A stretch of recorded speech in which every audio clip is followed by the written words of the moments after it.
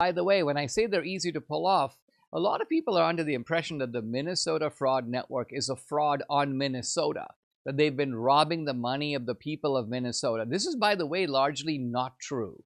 And I say that because what's really going on is that you have a collaboration between the fraudsters, the Democratic establishment of Minnesota, and the state government of Minnesota to defraud the federal government. In other words, the money is the taxpayer money. It's your money. It's my money. The Minnesotans, the fraudsters are robbing us. They're not just robbing the citizens of Minnesota.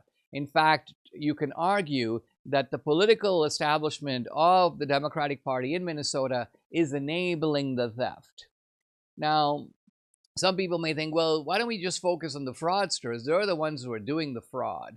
Why don't we just focus on the Somalis? And of course, we have these Nick Shirley videos, very illuminating, where he goes from learning center to learning center. In one case, the name misspelled. In other cases, there's no learning going on. In fact, that nobody seems to be around, or they seem to be closed, or they won't open the door. And so all of this is now entered the public consciousness, I think, in very dramatic ways. And I see the government is actually responding to it. They've unleashed a kind of battalion of investigators who are on the ground, door to door, checking this stuff out. Now, first of all,